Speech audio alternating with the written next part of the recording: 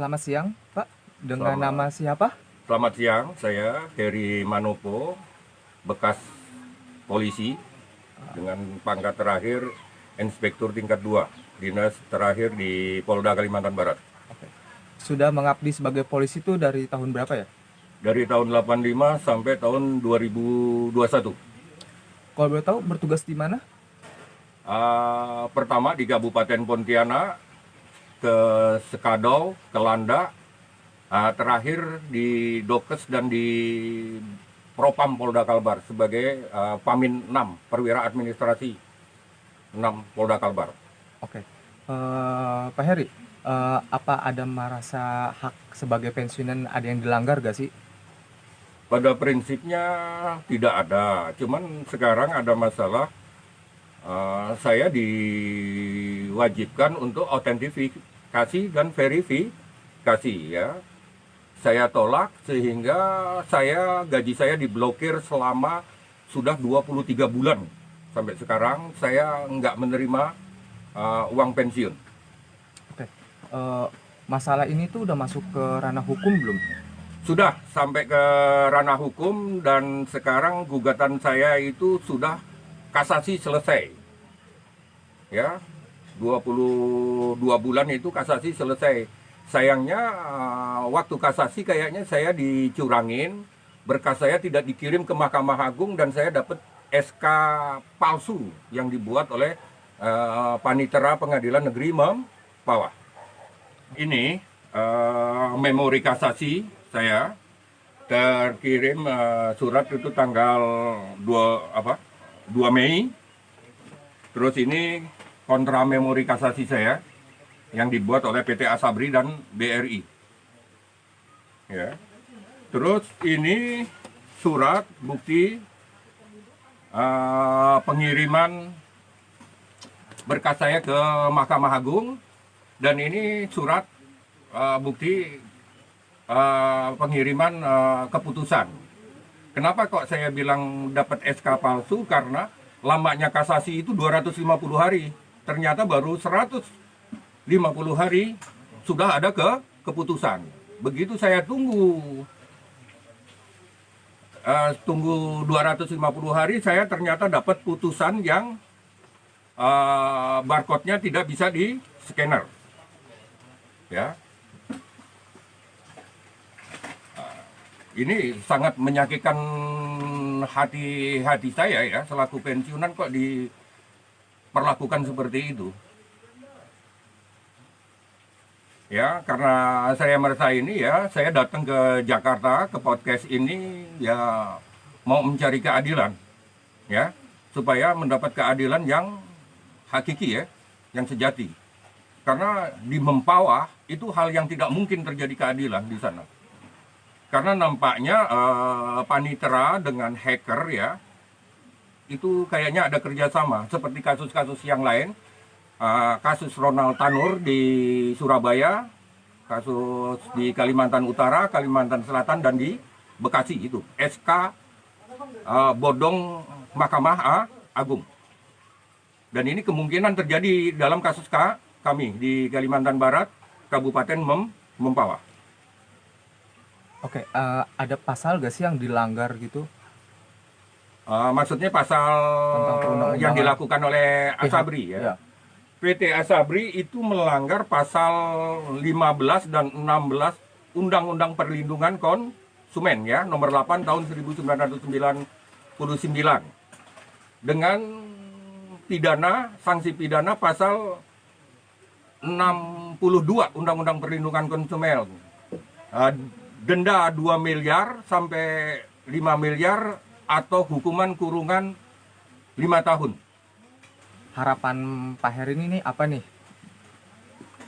Ya, Undang-Undang Perlindungan Konsumen itu dibuat untuk bangsa Indonesia, untuk konsumen bangsa Indonesia, dan ini harus kita tegakkan.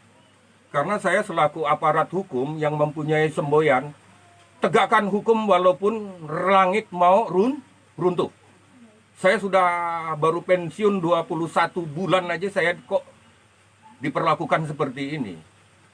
Dan nampaknya juga para hakim itu juga nggak menguasai undang-undang perlindungan konsumen. Ya, dia masih menggunakan kitab undang-undang perdata yang dibuat oleh Belanda, pasal 1243 tentang wan prestasi. Sedangkan wan prestasi di undang-undang perlindungan konsumen itu nampak jelas antara 15 dan 16 undang-undang perlindungan konsumen.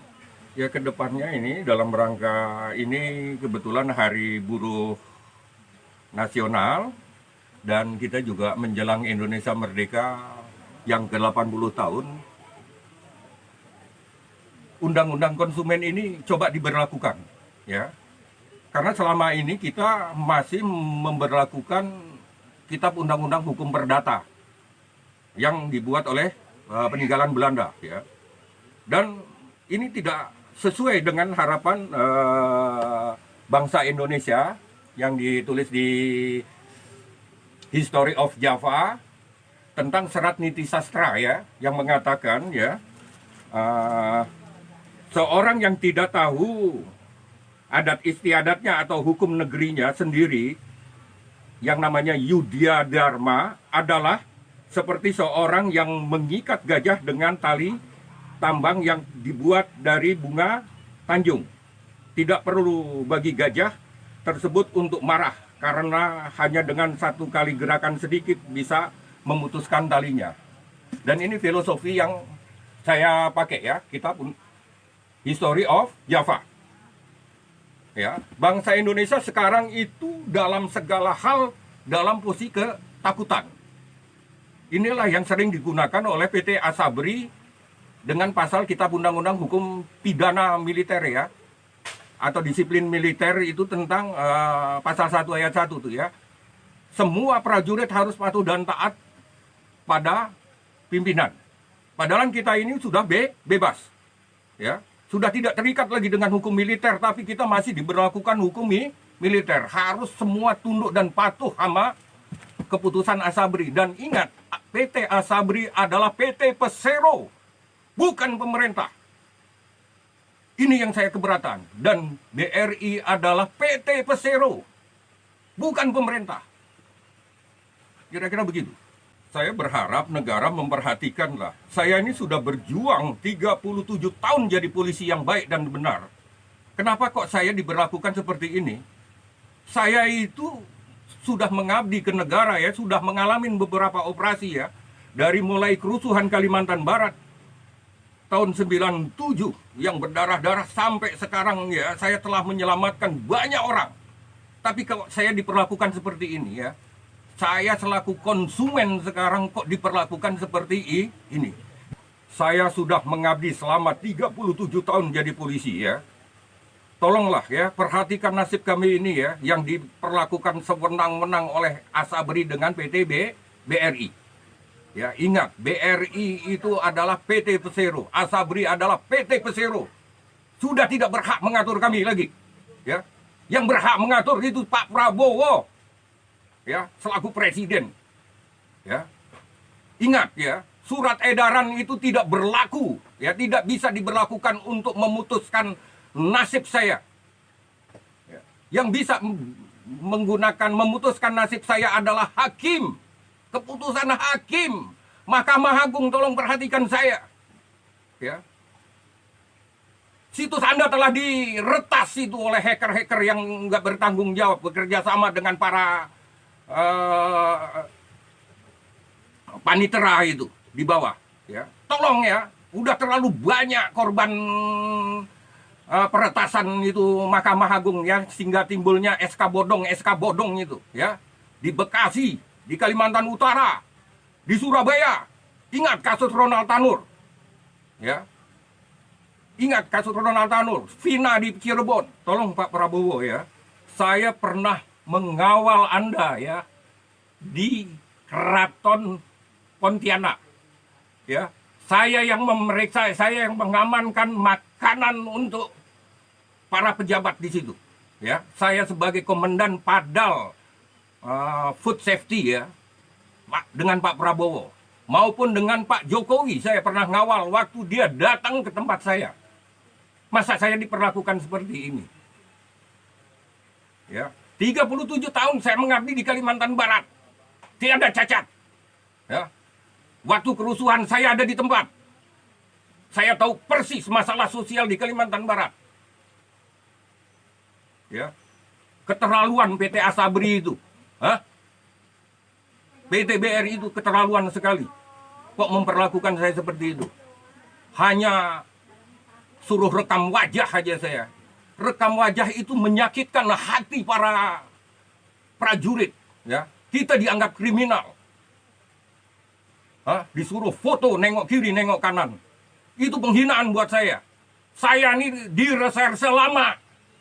Tahu hukum. Saya mempelajari undang-undang ekonomi, undang-undang asuransi, undang-undang pelayanan publik.